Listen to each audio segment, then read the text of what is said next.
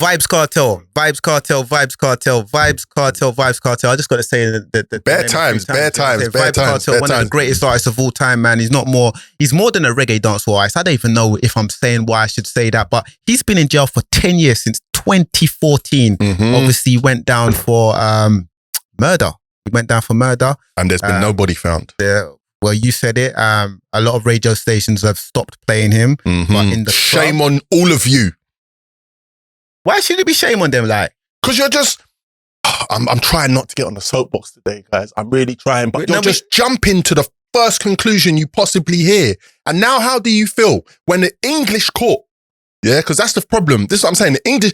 How has that even happened? An English court is ruling on something over there. I'm not that guy, but if you could put in the comments are open. Explain everything to me, and I will big you up personally myself. And English courts had to step in. It only took them 10 years and all of that, yeah?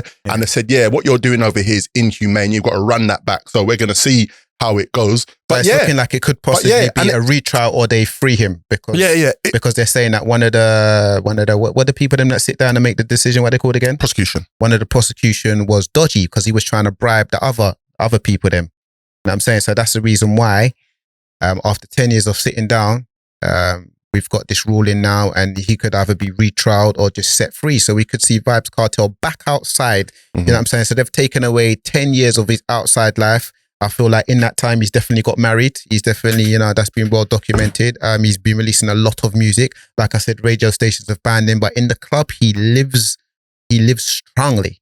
You know what I'm saying? My Vibes Cartel, just like many people, Vibes Cartel playlist is, oh my God. Vibes Cartel is one of the greatest. I feel like it was an audacity in recent times over lockdown when there was many things going on, but there was a big debate which happened between the impact of Vibes Cartel versus Wizkid. And some people had the audacity to sit down and say that Wizkid's impact is bigger than Vibes Cartel. I think we have to put a lot of things into perspective, but maybe without a Vibes Cartel, there might not even be a Wizkid or Burna Boy, or they would be significantly different to what they are now. I'm not going to do it. Just like maybe without a Shabba Ranks, there might not be a Vibes Cartel. So there's definitely a laddering and a journey back in it. But before Burna Boy and before Wizkid and before Popcorn and before your favorite dancehall artists, there was not all your favorite dancehall Vibes Cartel. Not all of them, but you're new, you're recent, this generation. I just want to say that was a statement brought to you in part by SK Vibemaker. DJ Illness doesn't all the way adhere to everything he says, even though he understands the direction that you're coming. Yeah, because you said a lot of mad stuff there that I'd love to discuss. What did I say that you thought was mad? Now, just quick brief. Just say quick brief. All right, cool. So, quick brief. Wizkid's influence is absolutely huge on a global scale. Of course it is. Yeah, so when you're comparing Vibes Cartel's influence to his, you're comparing to two completely different audiences, and Wizkid's audience is a lot bigger. Yeah. So, but standing on the shoulders of, and they drew up the receipts saying how Wizkid was a big fan of Vibes Cartel. Okay. So when you draw influence, where this has gone. When you draw influence, segue, massive segues coming now. Massive segues coming. Seggers. Yeah. Did you have a segue? Yeah, big segue. I think that all artists are influenced by somebody. Yeah. All artists are influenced by somebody. That is the headline. All artists are influenced by somebody. Right now, we've got a whole Kanye West saying that he has created, well, I don't have the verbatim on me right now, but he's basically saying he's influenced music over the past 20 years. Everything was born and grow from him. He said The Weeknd, he said Travis Scott, he said Drake, he said Future, he said Young Thug. He said everybody. I invented every style of music of the past 20 years. I created this genre. I created Weeknd genre, Travis Scott, Drake. I'm gonna go ahead and say it. Future and Thug also. It's called making your own money genre. All right. So look at that. Now, in isolation, that is the most egotistical, narcissistic thing to say. Narcissism at its greatest. In isolation, it is. But in the Can I just give them the definition of narcissism? Oh, go for it. I think this needs to be out there. The definition of narcissism is a mental health condition in which people have an unreasonably high sense of their own importance. That is the definition of narcissism. Narcissistic. Okay, cool. Do you have narcissistic tendencies yourself? You'd have to ask my missus, mate. We'll bring her in on another podcast. Will we? All right, cool. But what I'm saying, yeah, what I'm actually saying though, is that in the same way you have just credited Wizkid, I don't know if, but I believe you actually credited Burna Boy to Vybz Kartel, and you said it with your whole chest into that camera. It's on wax, yeah? You can't take it back. Matthew, you're not editing that out, yeah? It's on wax. You just said that. Do you remember early Burna Boy when he was definitely was dancehall influence. He definitely dancehall influence. You're not making it up. As I said, I understand where you're coming from. I wasn't trying to say, no, that's wild. I weren't trying to do that, but I'm just saying that's a hill that you gonna die on. I'm not dead in there. When you say where I'm coming from, does there need to be a pause there? So what I'm saying now, possibly, what I'm saying now is that Kanye West has said that about himself. And I feel like, shouts out to Matthew, there's a bit of problematic faith over here because I probably agree with him. Oh, my days. Just to correct you quickly, it's problematic fave, not faith. That one. Kanye is your problematic fave. So you're going to ride out with him. Listen. That's the hook right there. Listen. I'm trying to take all the pauses and the whys out of this conversation and try and focus on what we're actually talking about here. I see where he's coming from in the same way that I understand where your point was based. I understand where he's making this comment. He's not plucking this out of thin air. Story time. Story time. I love a story time. In 2012, Travis Scott got his record deal, his first ever record deal. We, myself, Chip, and the gang were all in Tree Sound Studios, ATL. I got receipts. Travis Scott's first deal was done with Kanye and T.I. Right. And who was we out in Atlanta with? We was with T.I. Travis Scott comes in. I meet this guy. I did not know on the day when this guy walked into the building, he was going to be who he is today. I didn't know that. 12 years later. I didn't know that. I'm looking at you. I need to look there. I didn't know that. But when he started playing... When did we ever know? Good question. But when he started playing his music, I knew this guy was going to be somebody. I knew because I was like, wow. Like, and you know, it's crazy because you've got this guy that you don't necessarily know sitting a couple of feet away from you and he's playing this music and you're rating what you're hearing, but you can't jump up and down. It's a bit mad. So you got to try and just firm that one like, yo, that's You was hot. fronting like for real. No, I weren't fronting, but you're in a room. Listen, it's not just me hearing this for the first time, the whole room. Why am I going to be the one going, ah? And everyone else is cool. Why not? I hear that still, but not me, just not me. And one of the first things out of Travis Scott's mouth before he was famous was, straight up. That's banter. That wasn't a bar, but it was funny. Was Kanye West. First names out that he even mentioned that he was interested in, his inspirations, everything that he's into was Kanye West. And I'm sure if you even go back to his early conversations that are going to be on Wax, he's going to be talking about Kanye West. So Kanye didn't make that up, guys. He didn't make it up. We can go on. The future one could be a bit of a reach because Atlanta exists by itself. Atlanta might be a part of America geographically, but Atlanta exists by itself. You can be absolutely huge in New York. Atlanta don't care about you. You can be astronomical in the West Coast. Atlanta don't care about you. But the maddest thing is, see, when we talk about influences and we must tell the story and like there's always an influencer, you know, there's a saying like there's nothing new under the sun. Mm-hmm. So best believe that Atlanta was influenced by New York before. So they might have closed the door and said, we're not influenced by you anymore, but the influence was the influence. Okay, so we were in Atlanta. You know, like your favorite MC's favorite MC kind of thing. Mm-hmm. We were in Atlanta. Obviously, Travis is not from Atlanta. I just want to say that. But no, it's a fact that the culture of Atlanta is massive. And it's now probably one of the reasons why the majority of the biggest acts that emerge from America have been coming out of Atlanta and not New York for a long period of time because of the power this holds. You go there, you see it. I'm not making this up. This is not like my take. There's receipts galore. Just go through all the artists that have come through in the past 10, 15 years.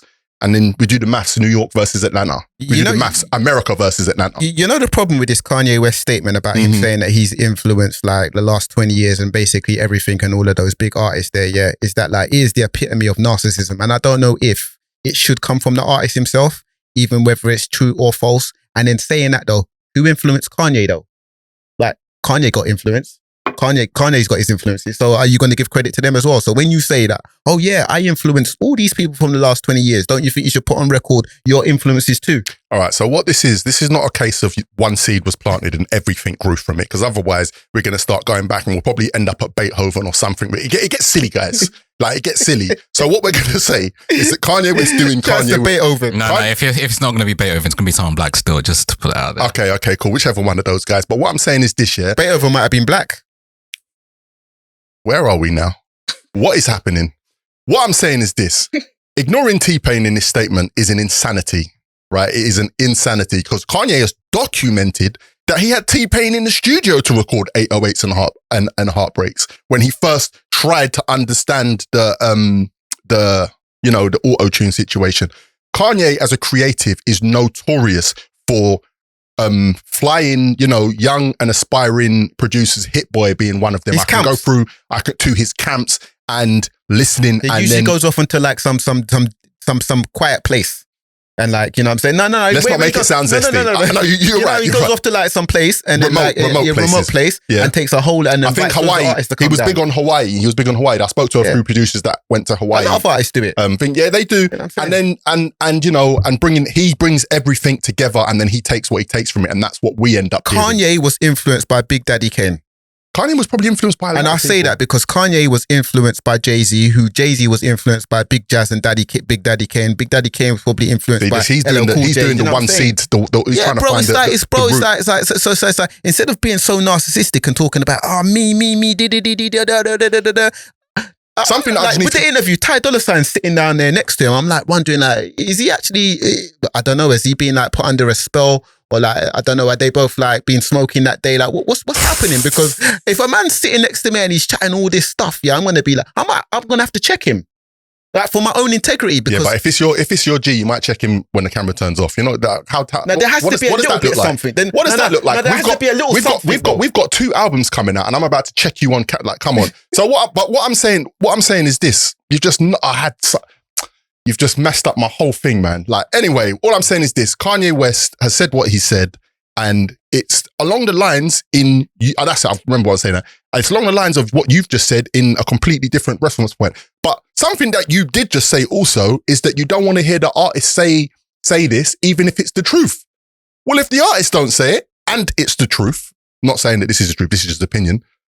Why shouldn't the artist? If the artist don't say it, who's going to say it for them? Kanye's been given loads of flowers and plaudits over the years, man. Like, really, what, bro?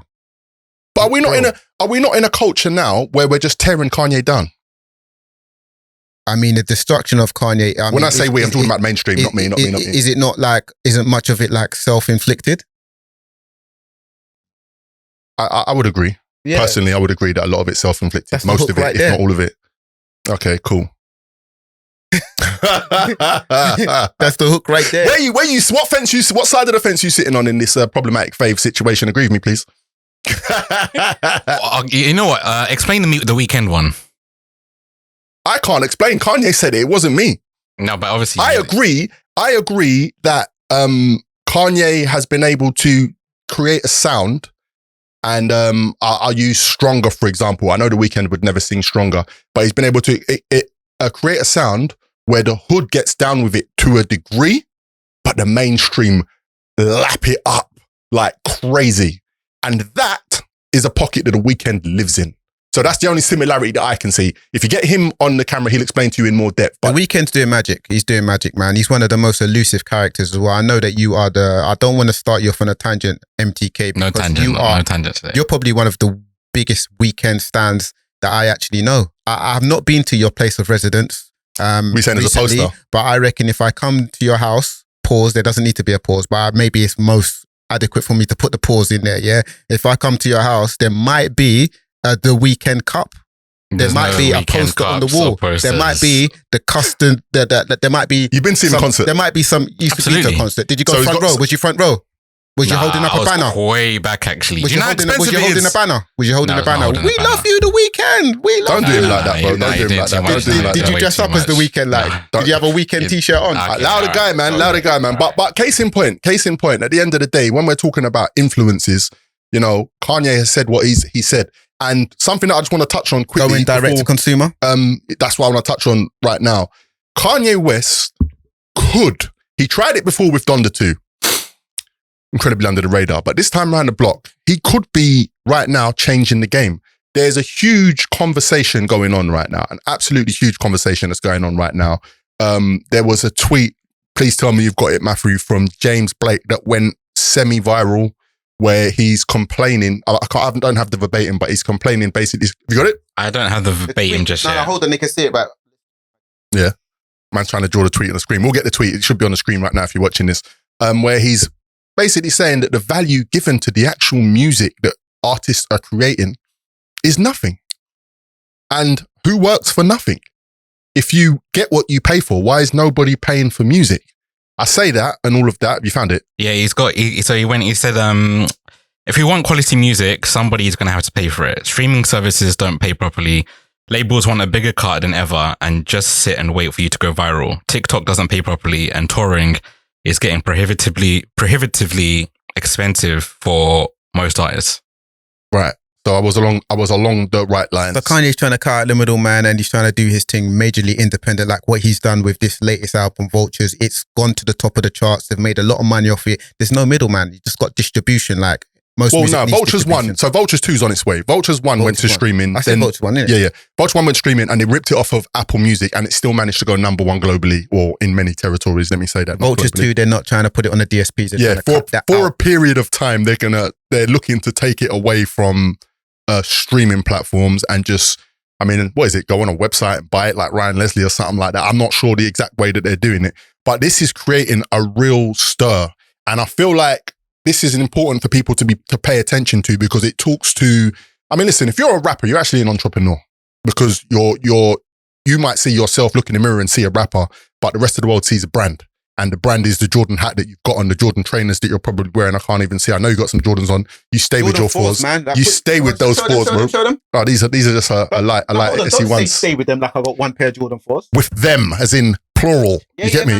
But Jordan 4s, they win all day, man. Jordan 4s over. Are you okay, my bro? Do you feel like I was trying to come for your one pair of Jordan 4s? Like one pair. Yeah, but that pair then. These are Jordan very 4s. good, man. Like, I don't know. Put it in the comments. Vote. Like, do it on our IG or whatever, man. Your favorite. His. We're versing now. Yeah, we're versing. Don't try. Listen, you're trying to get back to that track, Jordan 4s or Jordan. We're not doing that here. We're talking about Kanye West, the cancelled one. I will put in inverted commas. Is he cancelled? Well, he's number 1. It's almost like the mainstream or the mainstream consumers love to have the things that everybody hates. Because if you look at people like, I'm going to leave music for a second, Katie Hopkins, Piers Morgan, these really polarizing characters.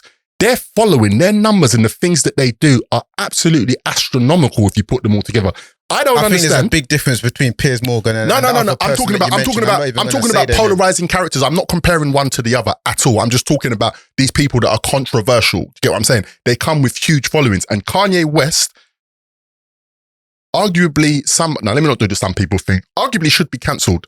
Like, he's done enough things to deserve being cancelled if cancelling is a real thing. But, he's still doing what he's doing. He's just coming with the numbers, guys. Morals and entertainment don't go hand in hand, man. Okay, so that's something we're going to have to talk about on another episode. In the wider scope, what do you think about the James Blake sort of situation, how it's played out? I don't know if you've seen the collaboration with Volt. Okay.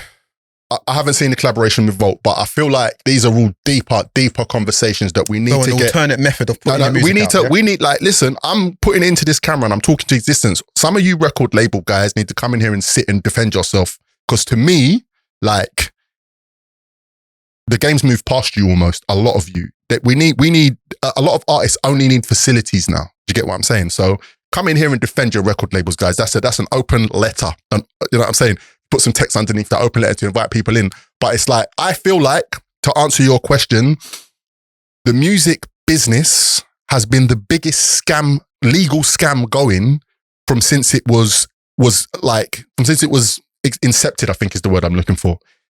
Artists, creatives have been getting robbed left, right and center. Might be a different R still. Huh? Might be a different R. You said robbed. It might be a different R. Okay, I hear that. I'm trying to keep the taste level above the waist level, but you're right. For the longest time. So an artist complaining that they're not getting the rewards for what? Another R. The rewards for their effort and their work is Right. I mean, we look at rappers, for example, with their big chains and all of that, and we feel like, how dare you complain? Look at what you've got. But guys, do we or those who look saying, how dare you complain, know what that person has had to go through to get to that point? Do you get what I'm saying? Like, put a chain on, shine, enjoy the moment, but even behind closed doors, still more things could be going on. On a normal level, man, if you was going into your day job, yeah, and you're making your department 100 million a year, but they're only paying you 50 grand, you're going to have a problem, innit? You're making your department 100 million a year and you're getting 50 grand. You're going to be disgruntled. It don't matter if you got that chain around your neck that costs 10 grand and you got the sick card that you put on where you buy now, pay later. Finance. Yeah. Finance thing, you know what I'm saying? You're going to be disgruntled because you're said buy now, pay later. You're looking at the thing like, yo, I made that 10 million, that 100 million, but I got the 50 grand for the year. Facts. And this is the point that I'm talking to. So for James Blake to say that, I feel like it gets pushed to the side or belittled because of how much money he's accrued over his career, the status that he's accrued over his career. But he's making a valid point. And the people that really, really feel it are the ones that are entering at this stage in the music industry where it's straight to streaming the majority of the time. There are certain artists that have following and are able to do memorabilia, able to do hard copies, vinyls and things like that, and actually benefit from that when they go on tours and sell them as merchandise, as opposed to actually having to use major labels to then facilitate it again because they're just taking a huge chunk out of it. Do you get what I'm saying? So it's like, it's hard to accept. But he's right. And I don't think he would have said it I don't think it would have gone as viral as it has gone, and it wouldn't be in the public conscious if there was no substance to it. So with artists trying to take their music out of or take their new music out of the regular facilities, I don't think it's a one cap fits all. I don't think it's going to work for all artists. Like someone who's hella established, like a Kanye West or maybe like a James Blake, you know what I'm saying? You've been privy to the major label push, platform and brand elevation. You can then step aside now and do your thing independent and go direct to consumer. That's not going to be maybe the route for a new emerging artist. Absolutely not. Absolutely not. There's only going to be some people that are going to be in a position of power to take control. Do you get what I'm saying? But what possibly could be happening now is that it's going to become a possibility when you get to a certain level. So it's almost like when you're in whatever field you're in, you go and you become an intern and you're just a dog's body running around. But when you then become CEO of a company, now you can really take this thing somewhere else. And it's just, I feel like it's just another version of that. And I feel like, the beauty that we have now is the information is so easily accessible. The biggest university in the planet is YouTube and it's free. Do you get what I'm saying? So we're all exposed to a lot more information. When I was coming up in the game, there was a book called All About the Music Business, I think it was called. And there's about 70 million editions of it. And we were all told to go and buy that book. Now you can just sit down in your free time with a cup of coffee, tea, or if you're drinking something stronger and just taking free information online and the facts are there. will.i.am, someone I want to big up, not somebody whose music I love, but a few of his... If you love his music, it's okay. No, I just said that. But a few of his interviews have been all over my feed recently, and he's talking the things. He's actually talking about how AI is going to impact, the creative space and business. Check him out. And he's saying that he actually predicts that there's a new AI industry on the way. Like he said that there's a recording business, a publishing business, a touring business, and he predicts that there's going to be an AI business that is due. And these things are mind-blowing to people like me that have got nothing better to do but consume content late at night. Go on, MT. So just briefly, I think it's in the last 24 hours, basically, that James Blake announced that he is the flagship artist of the Vault Music app, which I think is built on the blockchain. Say it's powered by Solana here. When you say it's built on a blockchain, man, crypto. So crypto. So that's another software. That's where you get your Bitcoins and your NFTs and all the rest of that. Rachel's engaged, boy. I see she's definitely about that Bitcoin. I've been hearing a lot about it. Interesting. So just a quick paragraph from one of these tweets earlier last night, I think it was. Vault is a place to share music more intimately before songs are out anywhere else, if at all, your choice, instantaneously and with the ability to communicate. Is this an advert, audience. bro? We can't reach our own fans on Take it back, DSPs. Why can't we? Because they own the data. With Volt, the artist owns the data. Matthew, we're gonna have a problem if you're coming up here with the backhanders and you're getting the bungs and that, man. They're paying you side money on a thing. You know what? I like. You see that suspicion and this like cynical sort of vibe you have. That's sort of what I thought when I thought it's only a week ago that he was having this conversation, and now he's the flagship artist of this platform. So I was a bit skeptical about that. But that said, Funk Butcher, Big up Funk Butcher. His tweet regarding the situation was this, saying grateful that the brother James Blake is taking the conversation on merely for the simple fact that there needs to be a separation between those who love music and those who love convenience. One requires actual commitment. Facts. People have become lazy, innit? Having the music on their lap, man. There was a time when you used to have to go physically to the shop to go and buy your CD and your vinyl. Now you're spoilt, and it's like you won't even listen to a project, even though you just got to open it up and press the button. Imagine that. Before, you'd be actually coming out your house, going to draw the money out of the cash point, going to the shop, buying the thing, lining up, listening to it first and all that kind of stuff. Nah, it's so convenient. People take it for granted, man. The conversation shall continue on that, man. I just want to say one thing about, I don't know why this happens, man. He starts talking and it makes me forget what I was going to say. But go on, carry on. I've lost it. Go on. Man, we might revisit it, innit, man? The conversations. Oh, that was what I was going to say. Sorry, come back. Look, what I was going to say is this. I'm skeptical in all this crypto NFT stuff. It's a space I don't understand. It's a space where a lot of people that I know have been upset and lost a lot of money. So one thing that I will say is the meantime, between time, merchandise and, you know what I'm saying, things like that is where, you know what I'm saying, you can really make the bank while we're not making money on the music. Something that I want to just talk about for Kanye West, what he's done with Yeezy.com since leaving Adidas is crazy, but it's not even a new idea. And it's something that if it applies to you and what you're doing, you should really check out, because we're running out of time. I ain't got time to start talking all the things. It's mad. ONSITE, SK Vibemaker DJ Illness, MTK. Once again. Rachel's in the building. Mr. Here. I just want to say before we wrap, man, see Vibes Cartel, one of the greatest artists of all time, man. What's your favorite Vibes Cartel tune or your go-to? Baby. Not doing that. Do him and Wizkid have to clash? Physical lift it. Take body, girl. You take me easy. That's my one there. Stop singing it to me, bruv. Sing it to the camera. That was wild. Take body, girl. I said, girl. Are you a girl? Cool. Let's finish on a light note. What's your favorite Vibes Cartel, man? My Vibes Cartel discography is my favorite Vibes Cartel discography. Listen, there's bare tracks in there. Oh, what's your free go-to? If you had to go to, like I said, I feel like for me, it's Tech Buddy. I haven't played that record in years. I know. On what's the rhythm called again? Thunderclap rhythm. Yeah, Thunderclap. Mine is, my go-to is Beg You a F, that record. And what's the other one? Galloway.